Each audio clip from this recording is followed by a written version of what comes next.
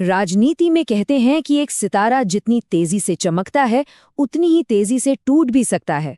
और आज कहानी है आम आदमी पार्टी के एक ऐसे ही नेता की, राघव चड्ढा, जिनका उदय जितना शानदार था उनका पतन उतना ही नाटकीय। 3 अप्रैल 2024 को अपने पद से हटाए जाने के ठीक बाद राघव चड्ढा ने ये शब्द कहे, चुप कराया गया हूं, हारा नहीं। इन शब्दों में एक तरह की चुनौती तो है, लेकिन ये एक बहुत गहरे राजनीतिक संकट की कहानी भी बयां करते हैं।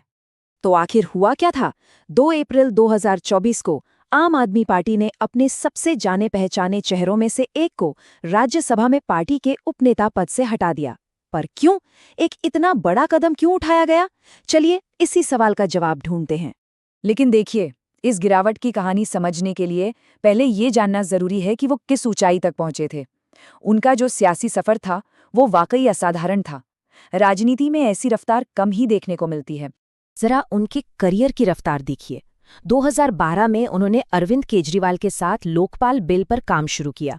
सिर्फ 3 साल बाद, महज 26 साल की उम्र में, वो पार्टी के सबसे युवा राष्ट्रीय कोषाध्यक्ष बन गए। 2020 में दिल्ली से विधायक बने और 2022 आते आते सिर्फ 33 साल की उम्र में वो देश के सबसे युवा राज्यसभा सांसदों में से एक थे। मतलब एक रॉकेट की तरह ऊपर जाता हुआ करियर। और 2022 तो जैसे उनके करियर का सबसे ऊंचा मुकाम था। पंजाब में आम आदमी पार्टी की जो ऐतिहासिक जीत हुई, उसके पीछे का दिमाग, मुख्य रणनीतिकार राघव चड्ढा को ही माना जा रहा था। हालत ये थी कि सियासी गलियारों में उन्हें डी फैक्टो सीएम यानी असल मुख्यमंत्री तक कहा जाने लगा था। उनका कद और प्रभाव पार्टी में बहुत ज्यादा बढ़ चुका था। तो फिर इतना सब कुछ सही चल रहा था तो गड़बड़ कहाँ से शुरू हुई? असल में जो टकराव की जड़ थी ना, वो 2 अलग अलग तरह की राजनीति में थी। एक तरफ थी सॉफ्ट पीआर और दूसरी तरफ थी हार्ड पॉलिटिक्स। और यहीं से असली मतभेद शुरू हुए। एक तरफ राघव चड्ढा संसद में आम आदमी से जुड़े मुद्दे उठा रहे थे, जैसे एयरपोर्ट पर खाने की बढ़ी हुई कीमतें या फिर गिग वर्कर्स के अधिकार।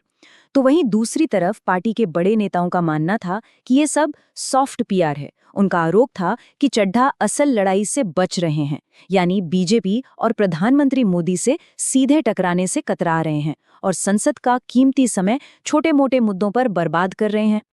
और पार्टी की ये नाराजगी सिर्फ बंद कमरों तक नहीं थी। आप नेता सौरभ भारद्वाज का ये बयान पार्टी के रुख को बिल्कुल साफ कर देता है।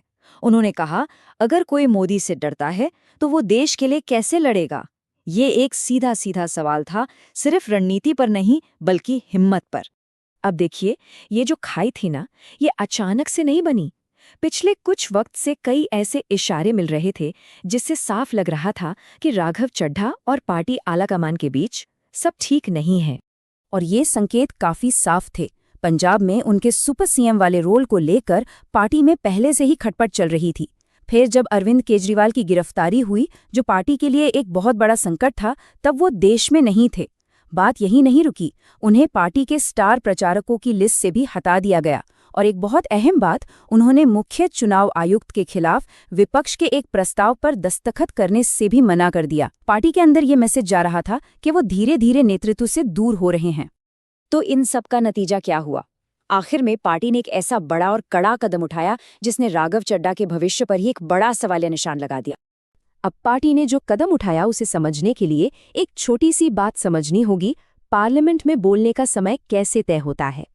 दरअसल हर पार्टी को उसकी सीटों के हिसाब से संसद में बोलने के लिए एक निश्चित समय मिलता है और पार्टी का नेतृत्व ही ये तय करता है कि उसका कौन सा सांसद उस समय का इस्तेमाल करेगा। और यहीं पर पार्टी ने सबसे बड़ा दाव खेला। आम आदमी पार्टी ने बाकायदा राज्यसभा सचिवालय को चिट्ठी लिखकर ये कह दिया कि राघव चड्ढा को पार्टी के कोटे से बोलने के लिए कोई भी समय न दिया जाए। सोचिए, ये सिर्फ पद से हटाना नहीं था, ये तो संसद में उनकी आवाज को ही एक तरह से खामोश कर देना था। तो सवाल उठता है कि क्या ये पहली बार हो रहा है? नहीं।